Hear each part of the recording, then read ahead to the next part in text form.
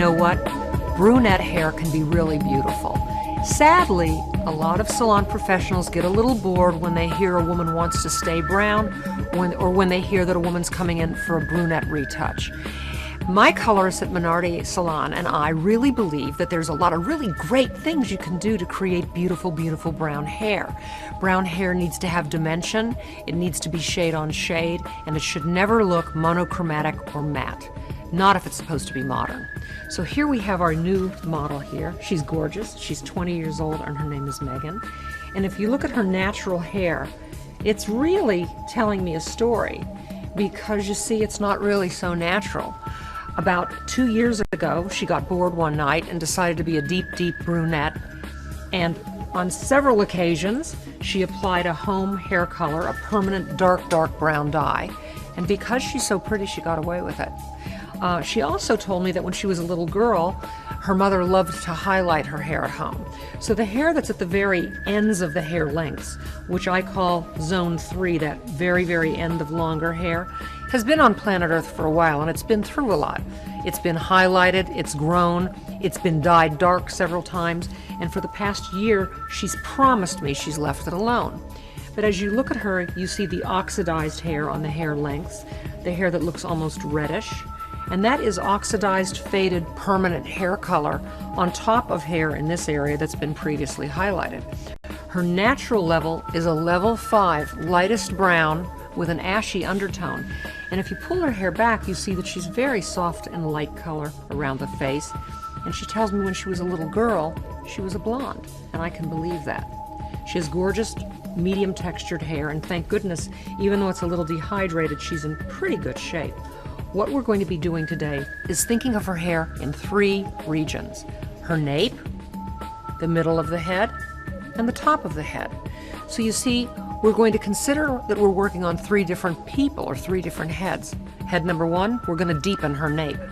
Head number 2, the middle of the head, will have dramatic lowlights. And then you'll see us place a wonderful diagonal strip of highlights in beautiful butterscotch tones through the top of her head, and the sides will be highlighted and lowlighted. So there you have it, 3 separate sections, 3 definite color changes or enhancements. She'll walk out of the salon a brunette, but she's going to walk out really looking great, only the kind of color you can get at a beauty salon. So let's get started. Here we are, taking a look at Megan's hair in the back. I've sectioned it into a giant V parting, and this is going to be part number 1. This is going to be our deeper, richer, almost autumnal looking autumn red-brown nape. I'm going to be applying to her root area, or zone 1. As you see, her natural ashy brown level 5 hair exists close to the scalp, and as we move toward the hair shaft mids and ends, she's more porous. This hair's been around for a while, it's been on planet Earth a while, so it'll always grab darker and drabber than we would expect, and I don't want her to come out looking black or chocolatey brown in this area. Let's start this head by deepening the nape hair close to the scalp, and what I'm going to do is use RB4 Vero K-Pac Chrome. I love this color. It's a really great shade to enhance brunette hair. It's rich, it has a red-brown base, and because it's a no-lift color, remember it says level 4, but that means it's depositing a 4. The hair can be darker than the labels tells us when we're using any demi-permanent shade. So what Mark and I are doing is applying roots to about 2 inches into that hair shaft. I'm not trying to create a brilliant red here. I'm trying to use that brown hair, the brown as a base, adding red-brown tone, and then buffering my formula, because you know there's nothing worse than looking at a person who has lighter roots and darker ends. So to avoid obtaining darker ends, I'm going to lighten this formula a bit before I bring it onto this porous hair, because this is deceptive hair. In our consultation with a person like this, we learn that her mother's colored her hair, and she's done color at home several times. People think if their hair's faded back to its natural color, that it's no longer color-treated hair. And all of us as professionals know that once this has been colored, the texture and the quality of the hair has changed. So we're finishing the application of the color close to the root.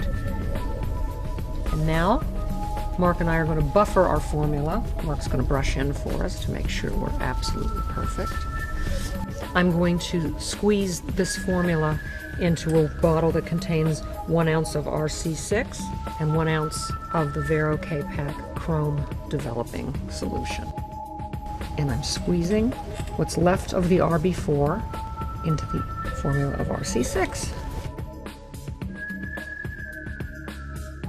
One of the great things about this demi-permanent color is that it is acidic but opaque enough to have wonderful hold in the hair. And because it is acidic and contains conditioning agents, the hair shines like crazy when we're finished. So now Mark and I are going to carefully, this is kind of slobby, so we're going to be careful here, but he and I are going to work through first down to the middle of the hair shaft. If you're working alone, apply and then brush it in.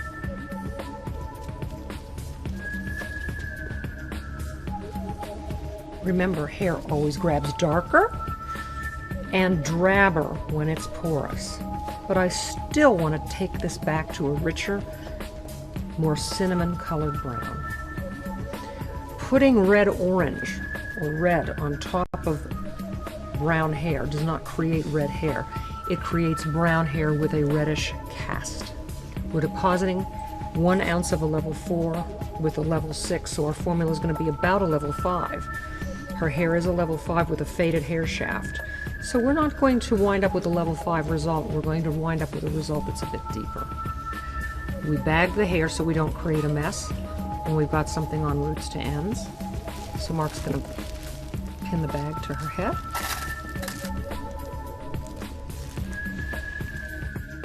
As you see, I've pinned up the back top of the head. The 2 low lighting formulas are really great. One is very much like what I did in the nape of Megan's hair, and the other is going to create a very rich chocolatey brown. In bowl number 1, I'm using equal parts 1 ounce of RB4 and 1 ounce of RC6. In bowl number 2, I'm using 1 ounce of N4 and 1 ounce of B5. This very faded hair is going to be left as the highlight. What I often tell people is, don't dye everything back and then re-bleach it. Let the faded hair that you find a little too light be part of your canvas. Leave it out and let it be a low light or a highlight against the low light you're placing. So I'm parting her hair in the center, vertically, and let's start placing in bold low lights. And I'm talking bold here. Let's do some big slices. I'm going to go pretty close together because I want to change the tone and level of most of this hair. This is my book wrap. This is my American balayage technique. The first foil contains N4 and B5. Again, make sure that you saturate the hair completely. And not every low light will have to go roots to ends, but in this case I want to catch some of that really overly lightened hair and be bold with this hair. Remember, we're not changing her from a blonde to a brunette. This is brown on brown. So because we're staying rather close in level and tone, we want to be bold enough so that we see a very visual result. Slice, skip, slice.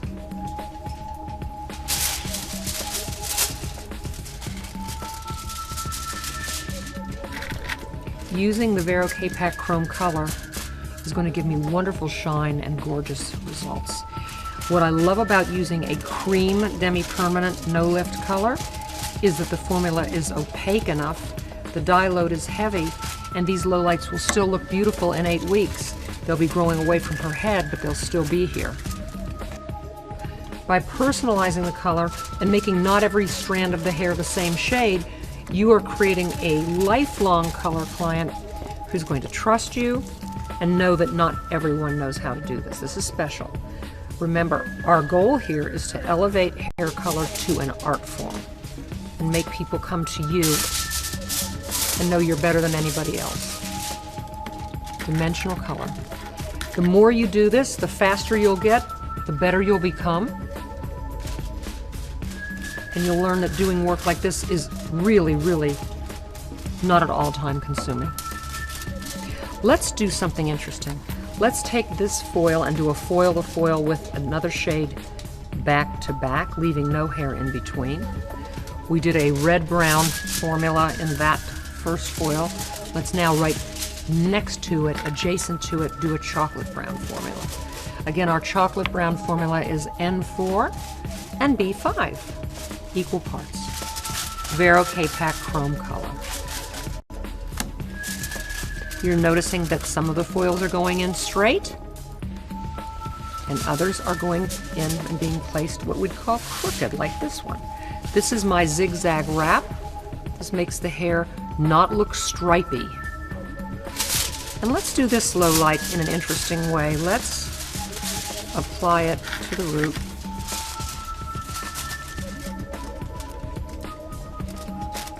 And let's not bring it all the way through the ends. Let's bring it roots to 2/3.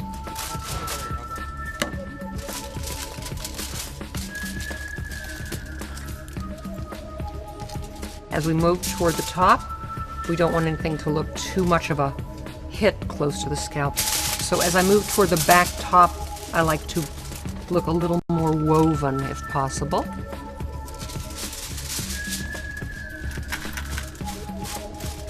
This is RB4 and RC6, equal parts.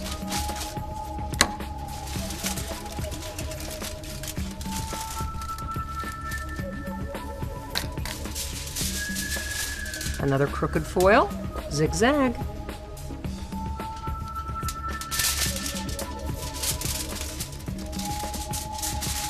And let's paint roots to 3/4.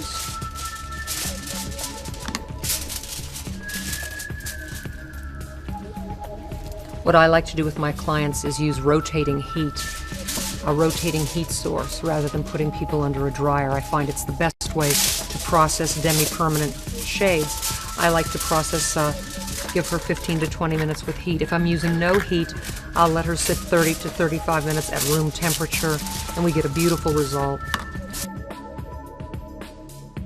I've finished wrapping the right side of the back of Megan's head, and now I'm ready to go on to the second side. And I'm going to echo on the left exactly what I did on the right. Some colorists might choose to work back and forth all the way up. Somebody might choose to start on the left. You do what you want. We're now going to section, again on a zigzag. Remember, I'm zigging and zagging and zigging and zagging. The foils are going in the head, straight, crooked, so that we have a very beautiful impressionistic effect. This is RB4 and RC6 going in this foil. Again, we are low lighting in various tones through the top back of the head. The entire nape will be taken darker because nature would have given her lots of shade under there. We are adding dimensional pieces through the top and back, and then we're going to do something special in the front. I think demi-permanent color is about the best invention since sliced bread. I don't think many salons use it enough. I never like to do low lights with permanent dye because it's not as permanent, and it makes the hair feel less than wonderful.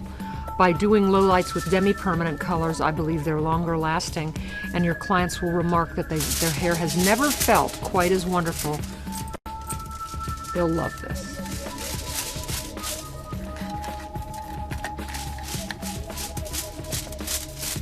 So she's going to process at room temperature for 30 minutes.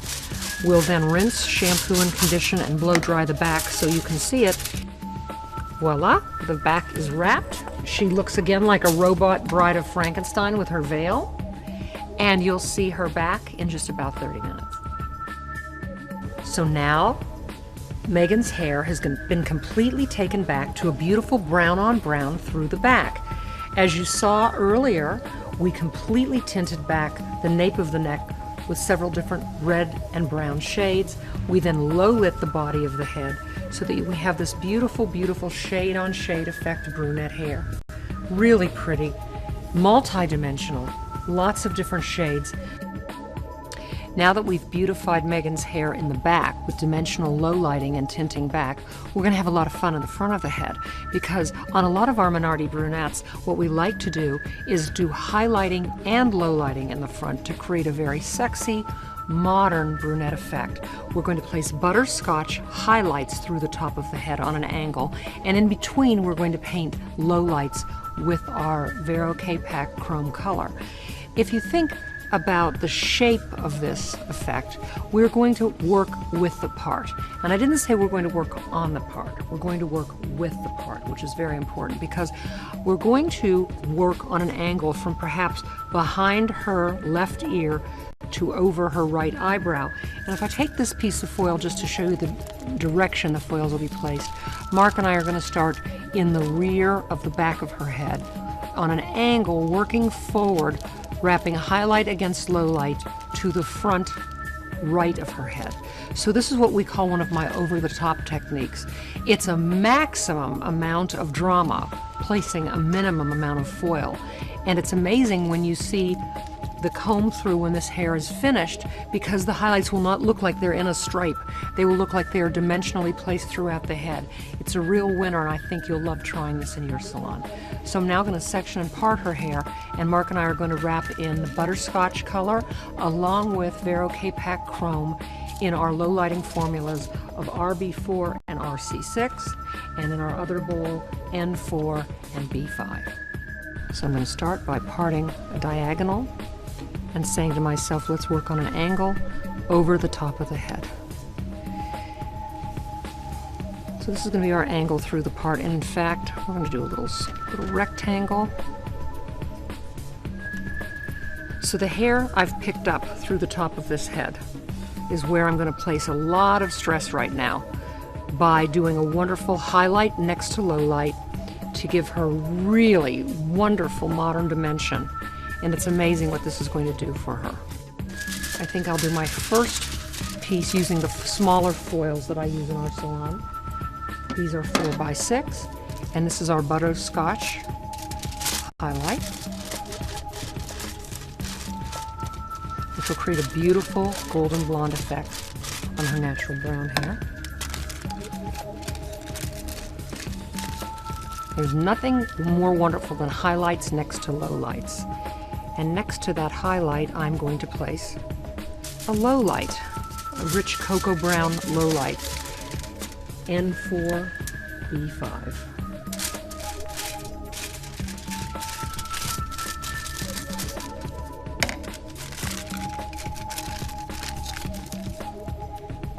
And of course, just my preference, I like to fold in and use a clip because I don't want those foils going anywhere. And adjacent to that, let's do a red-brown RB4 RC6 low light.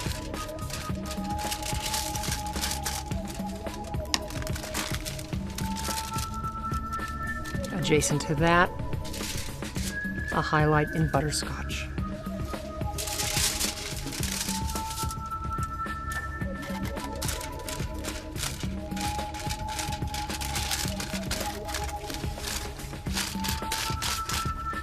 Now, not all of these have to be foil to foil, but you're going to see that I'm going to work extraordinarily close together.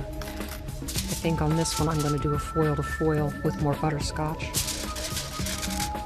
And remember, not every single highlight has to go down to the head or down to the scalp.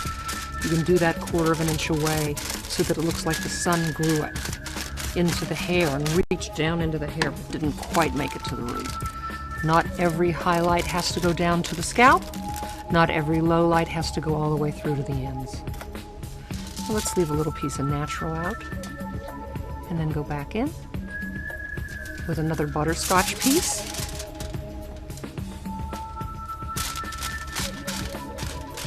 At Minardi Salon, we call these back-to-back. And my Beth Minardi Color Group is known for doing this kind of dimensional work. It's the kind of work I think all Joico colorists should embrace because it makes you, again, a color authority and a color star. Okay, let's do a dramatic red-brown low light. Some people put too much hair in each foil and they don't get a good result. They don't have much control and the product can't work through the hair.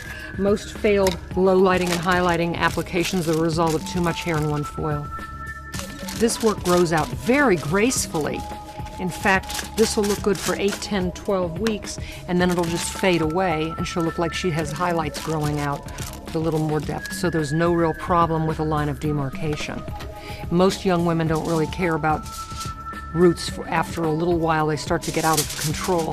So this is the kind of client who can visit us every 8 to 12 weeks and still be just fine, loving her hair color, and not feeling like this is her mom's kind of hair color where she's tied to the chair every 4 weeks.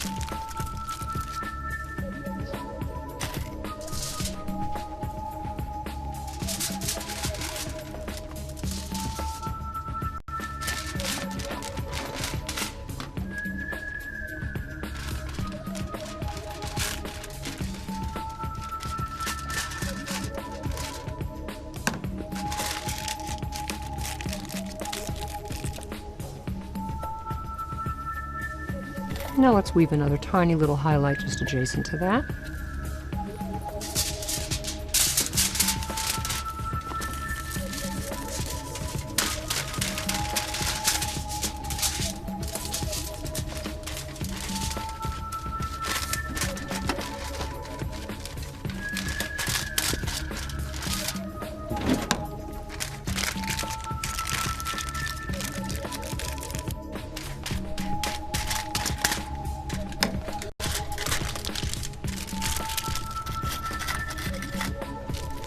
Now I'm going to flip the foil back the other way to secure it out of her eyes and to take a look, because I might want to do a little peek of a piece and add a little more dimension as I work back toward the front.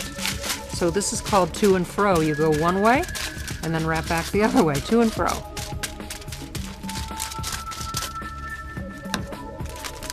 Now when the client processes, the hair will be out of her eyes, and you will have made absolutely sure you put enough dimension in this hair.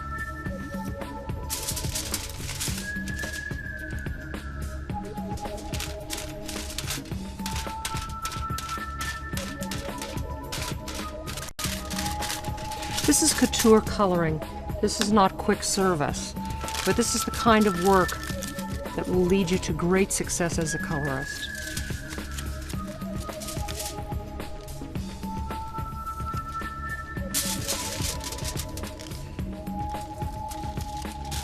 Another low light, maybe perhaps, let's see, roots to 2/3.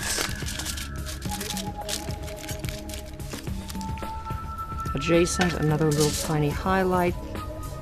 Let's go.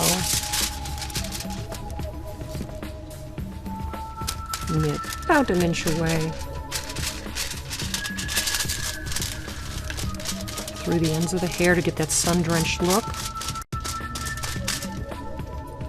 So this is basically a tint back with some excitement in the top. Some shade and shade effect. Brown on brown. Most brunettes love being brown, but they are bored. And most salons just single process brown hair. Dream in color and create color that you can only achieve in the hands of a professional.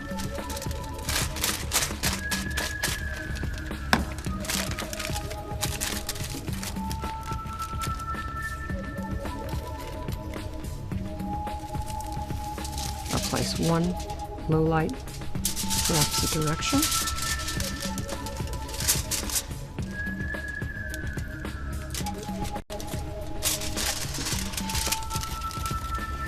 Let's do a nice chocolatey tone.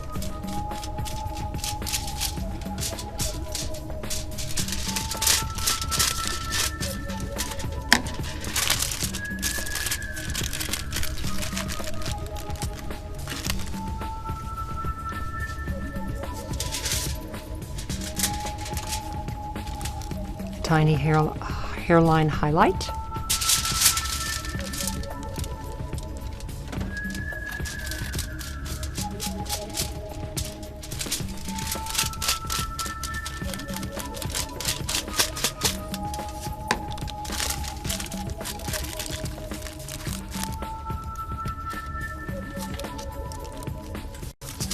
and another teensy tiny.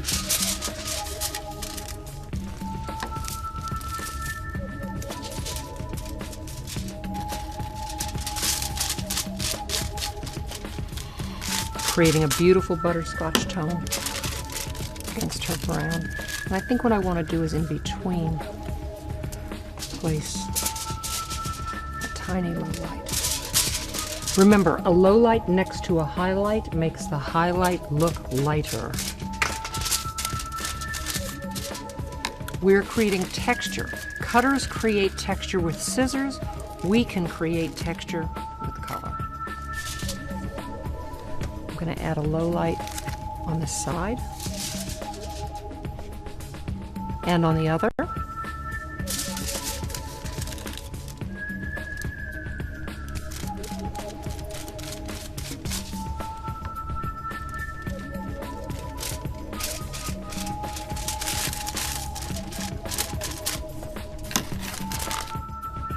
And now our brunette dimensional service is complete.